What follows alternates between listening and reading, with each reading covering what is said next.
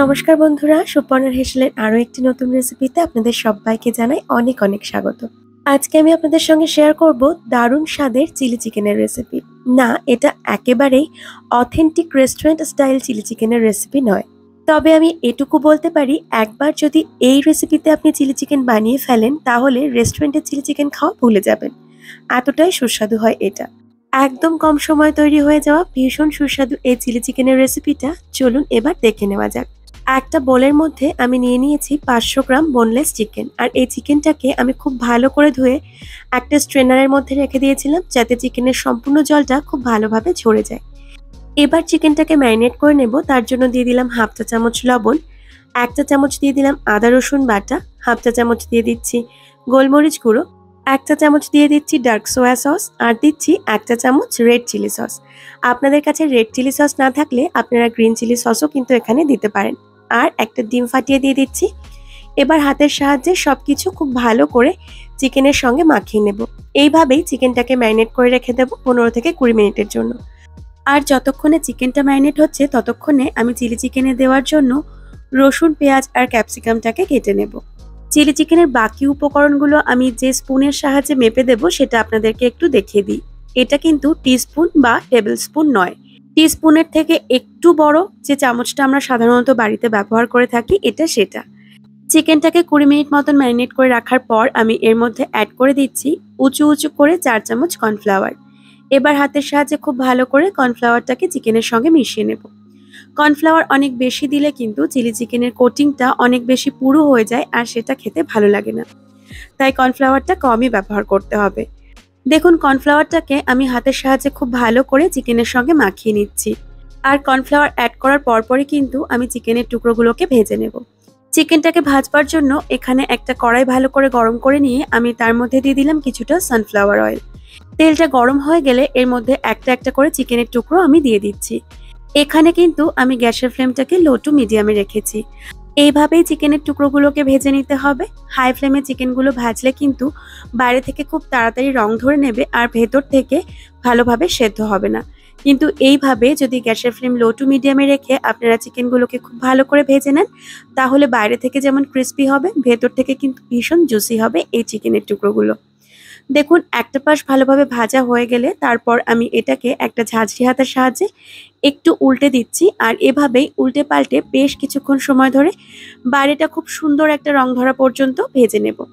আর এই ভাজা চিকেনগুলো কিন্তু এমনিতেও খেতে ভীষণ ভালো লাগে। আমি যখনই চিলি চিকেন বানাই তখনই আমাকে এখান থেকে কয়েক টুকরো ভাজা চিকেন তুলে রাখতে হয় শুধুমাত্র সস দিয়ে খাওয়ার জন্য।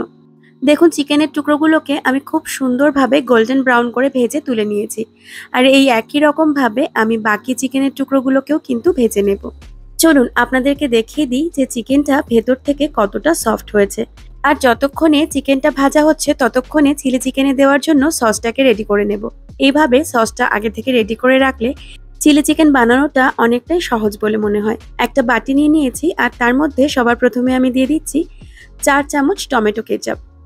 আমি যে চামচটা মেপে কর্নফ্লাওয়ার দিয়েছিলাম সেই একই চামচ কিন্তু এখানে ব্যবহার করছি। এরই সঙ্গে দিয়ে দিচ্ছি রেড চিলি সস 2 চামচ। আপনাদের কাছে রেড চিলি সস না থাকলে আপনারা গ্রিন চিলি সসটাই ব্যবহার করতে পারেন।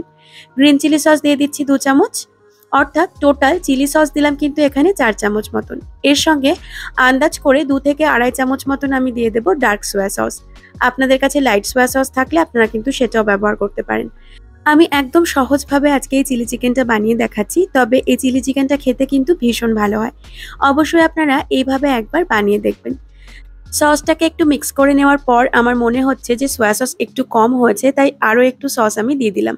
3 চামচ মতন সোয়া সস ব্যবহার করেছি আর তার সঙ্গে দিয়ে দিয়েছি 1 টেবিল চামচ মতন হোয়াইট ভিনেগার। এবার সব কিছুকে ভালো করে মিক্স করে সসটাকে রেডি করে নিয়েছি। ম্যারিনেট করা চিকেনটাকে ভেজেছিলাম যে তেলে, সেই তেলেই কিন্তু আমি চিলি চিকেনটা রান্না করছি। তবে কড়াইটা আমি একটু মেজে পরিষ্কার করে নিয়েছি। আর যতটা তেল ছিল সম্পূর্ণটা আমার লাগেনি, তাই কিছুটা কমিয়ে রেখেছি। এখানে 3 টেবিল চামচ মতন তেল আছে। তেলটা ভালোভাবে গরম হয়ে গেলে আমি এর মধ্যে দিয়ে দিয়েছি 2 চামচ রসুন কুচি। রসুনটাকে আমি কুচিয়ে নিয়েছি, আপনারা গ্রেট করেও নিতে পারেন।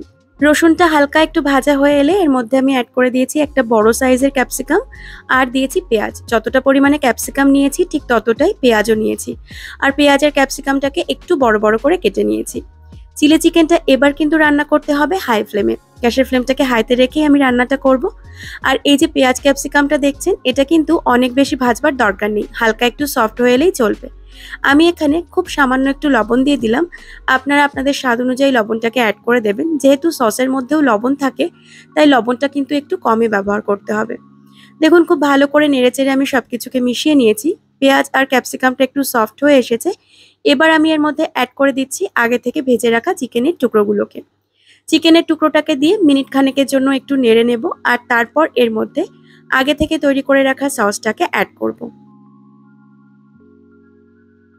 চিকেনটাকে আমার হাই ফ্লেমে মিনিট খানিক নেড়ে নেওয়া হয়ে গেছে। এবার আমি এর মধ্যে সসের মিশ্রণটাকে অ্যাড করে দিলাম, আর আবারও সসটা অ্যাড করার পর এটাকে আরও মিনিট দুয়েকের জন্য একটু নেড়ে নিতে হবে। গ্যাসের ফ্লেমটাকে হাইতেই রাখা আছে। আপনারা যদি ড্রাই চিলি চিকেন বানাতে চান তাহলে এভাবেই সস দিয়ে চিকেনটাকে কিছুক্ষণ নেড়ে নিয়ে চিকেনটা ড্রাই হয়ে এলে ধনেপাতা কুচি ছড়িয়ে খুব ভালো করে মিক্স করে নিয়ে পরিবেশন করতে পারেন।